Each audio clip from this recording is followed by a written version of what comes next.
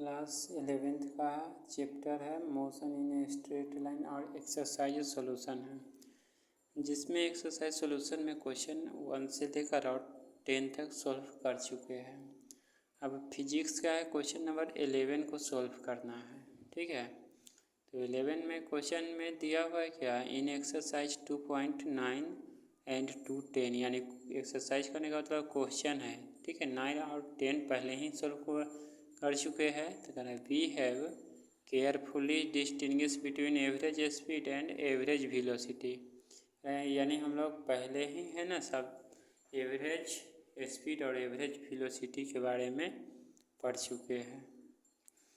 कहना no such distinction is necessary when we consider instantaneous speed and magnitude of velocity, यानी बताया जा रहा है क्या, ऐसा माना जाता है कि इंस्टेंटेनियस स्पीड और वेलोसिटी जो मैग्नीट्यूड ऑफ वेलोसिटी होते हैं उसमें कोई अंतर नहीं है, यानी दोनों में कोई डिफरेंस नहीं है। या किसको पढ़ने से, क्वेश्चन नंबर 9 और 10 पढ़ने पर। तो the instantaneous speed is always equal to the magnitude of instantaneous velocity. अब क्वेश्चन में पूछा जा रहा है क्या, इंस्टेंटेनियस स्पीड वह हमेशा इक्वल होते हैं मैग्नीट्यूड ऑफ इंस्टेंटेनियस वेलोसिटी का। अगर होते हैं तो क्यों होते हैं, अगर वाई तो उसका कुछ कारण बताना है। ठीक है, तो कारण बताने के लिए सबसे पहले है हमें समझना है क्वेश्चन में यानी इंस्टेंटेनियस स्पीड क्या है और वेलोसिटी ऑफ, ये पूछ रहा है मैग्नीट्यूड ऑफ इंस्टेंटेनियस वेलोसिटी। तो देखिए यह क्वेश्चन है ना, पहले पुराने वाले NCERT बुक था उसका एक अलग है। ठीक है, उसमें क्वेश्चन नंबर अलग है, और ये नए वाले जो बुक हुआ है चेंज हुआ है जिसमें क्वेश्चन अलग है। मतलब लिखा हुआ सब कुछ सेम ही है, लेकिन क्वेश्चन का सीरियल नंबर चेंज हो चुका है। बहुत कन्फ्यूजन में भी होंगे जो ये क्वेश्चन नंबर 11 है और क्या कहते हैं इसमें दिया हुआ है पुराने ओल्ड बुक में है, इसके आगे है यानी 14 पर है नंबर, तो चेंज हुआ है कुछ, है ना, क्वेश्चन को डिक्रीज कर दिया गया है। अब हमें उससे मतलब नहीं है, हमें सिर्फ मतलब है क्वेश्चन का आंसर देना है किस तरह से।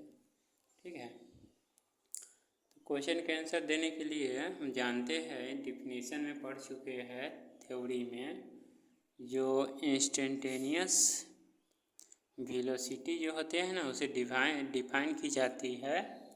ठीक है, किसी पार्टिकल के एक पार्टिकुलर इंस्टेंट ऑफ टाइम के लिए, यानी छोटे से समय के लिए, जैसे कोई पार्टिकल्स है, ठीक है, पॉइंट पोजीशन ए से लेकर और बी तक, यानी कम समय में ट्रेवल किया, यानी ए से लेकर और बी तक गया, एक पार्टिकुलर टाइम लिया जिसको डेल्टा टी से डिनोट करते हैं।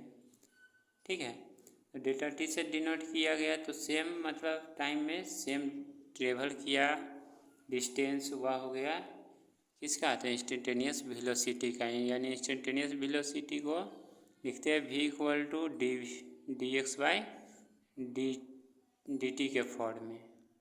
ठीक है, d x by d t के फॉर्म में लिखते हैं।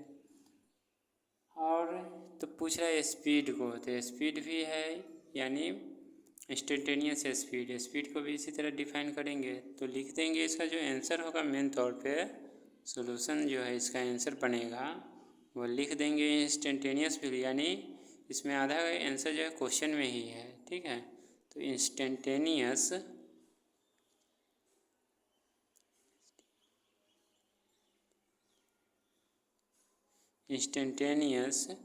ठीक है वेलोसिटी ना, instantaneous velocity is the velocity of particle, the velocity of particle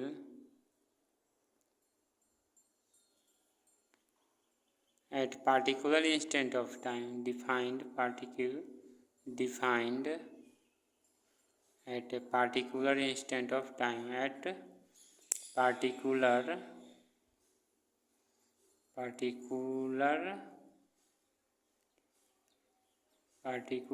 instant of time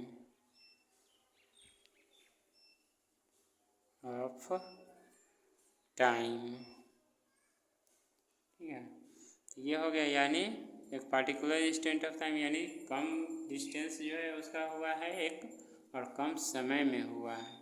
इसी तरह है, अब है क्या है कि स्पीड के बारे में, तो इससे भी हम देख सकते हैं यानी तो वेलोसिटी होते हैं, वेलोसिटी इक्वल टू के फॉर्मूला होता है डिस्प्लेसमेंट अपॉन टाइम। देखना है वेलोसिटी इक्वल टू जो फॉर्मूला लिखते हैं वेलोसिटी, तो वेलोसिटी इक्वल टू क्या होता है डिस्प्लेसमेंट, है ना, डिस्प्लेसमेंट अपॉन टाइम होता है। तो इसी तरह है स्पीड इक्वल टू क्या होता है, तो स्पीड इक्वल टू जानते हैं, स्पीड इक्वल टू होता है डिस्टेंस बाय टाइम। तो एक पार्टिकुलर स्मॉल के लिए है तो इसका हमें दोनों कंडीशन सेम ही आएगा, तो लिख देंगे डिस्प्लेसमेंट है ना, displacement is equal effectively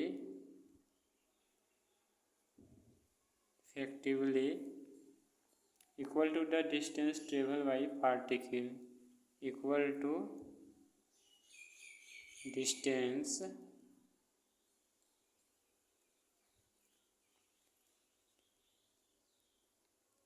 traveled by particle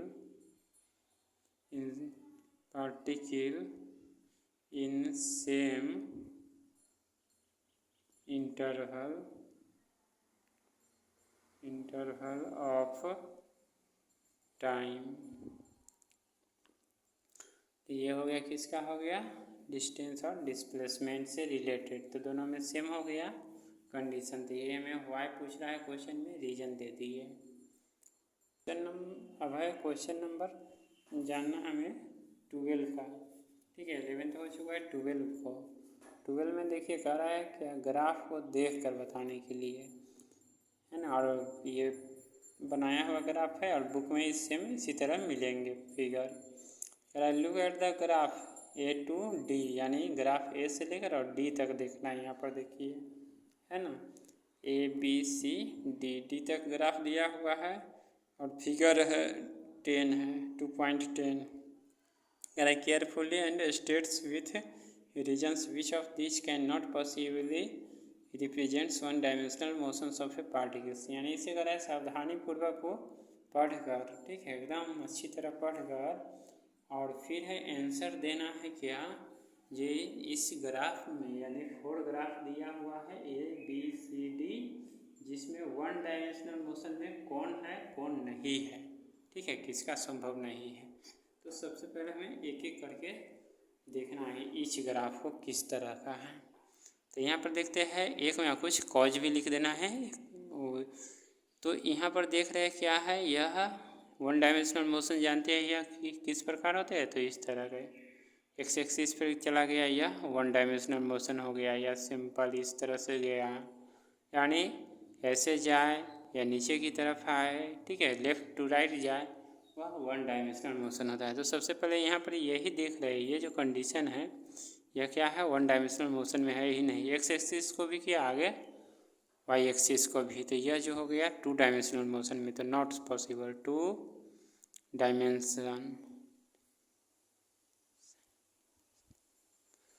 dimensional motion में है, तो यह क्या है, पॉसिबल है, तो नहीं है, नो पॉसिबल, ठीक है। ये जो ग्राफ है, और ये कैसा है, पैराबोलिक फॉर्म में देखते हैं, कर्व के रूप में है, यानी किस तरह से स्टार्टिंग हुआ है यह भी देखना है, ऐसे आया है, ऐसे गया, और इस तरह से ऐसे, है ना।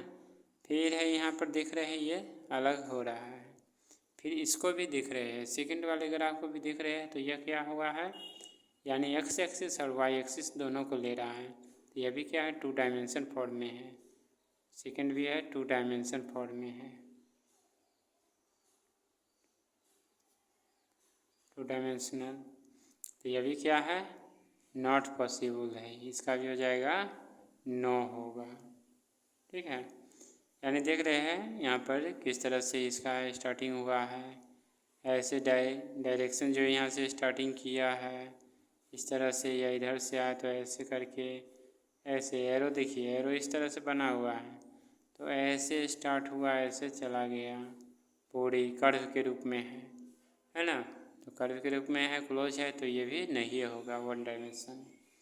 अब है स्पीड में ही सी में देखना है। तो सी में देखिए क्या होता है कि जानते हैं जैसे क्वाड्रेंट फॉर्म में मैथ पढ़े हैं, इधर पॉजिटिव फॉर्म होता है, इधर नेगेटिव। तो ये क्या हो रहा है, कभी अप है तो कभी डाउन है, यानी नेगेटिव फॉर्म में आ गया है। ठीक है, थर्ड क्वाड्रेंट, तो ये भी क्या होगा, नो पॉसिबल। ठीक है, नो पॉसिबल। क्यों नहीं पॉसिबल है, या वन डायमेंशनल नहीं है और निगेटिव साइन शो कर रहा है, निगेटिव साइन। ठीक है, और ये कैसा है, यह भी कर्व ही है, कर्व की तरह है, up and down, up down. इसके बाद है लास्ट में देख रहे हैं लास्ट है कि नहीं। अब यहाँ पर कर रहा है total path length. Total path length होता है किसका, तो डिस्टेंस का होता है। इसमें भी देखिए ये जो ग्राफ देखने से शो कर रहा है क्या, इंक्रीज कर रहा है यहाँ से, फिर यहाँ से क्या हो रहा है, डिक्रीज हो रहा है, इंक्रीज हो रहा है, यानी और यह भी है वन डायमेंशनल फॉर्म में है ही नहीं। ठीक है, यह भी क्या कर रहा है, टू डायमेंशनल फॉर्म को ले रहा है। तो नॉट स्ट्रेट लाइन पे है, लिख देंगे नो स्ट्रेट पाथ या लाइन, पाथ या लाइन। ठीक है, सो टू डायमेंशन ये इसमें देख रहे हैं जो भी है ए बी सी डी, ये सभी क्या है, तो टू डायमेंशन के ही फॉर्म में है, यानी सिंगल डायमेंशन के फॉर्म में है ही नहीं। तो इसका आंसर सबका क्या हो जाएगा, ऑल का आंसर क्या हो जाएगा, नो होगा, क्योंकि सब जो है टू डायमेंशन के फॉर्म में है, एक भी सिंगल डायमेंशन नहीं है। तो इस तरह ये क्वेश्चन है 11th का exercise motion in straight line का, ये क्वेश्चन 11 और 12 हो चुका है। अब इस वीडियो को अच्छा से देखिए, समझिए, और क्वेश्चन में कहीं भी किसी भी तरह का कोई डाउट हो तो कमेंट करिए। ठीक है, और 11th का 12th का फिजिक्स का क्वेश्चन NCERT हो और भी दूसरे राइटर का, तो हर क्वेश्चन आपको वीडियो में भेजा जाएगा। तो इसके लिए सभी क्वेश्चन के वीडियो देखने के लिए एक बार सब्सक्राइब अवश्य कर लें। सब्सक्राइब करने से फ़ायदा होता है क्या, कि पूरी तरह आपको क्वेश्चन जाता रहेगा जितना भी हो।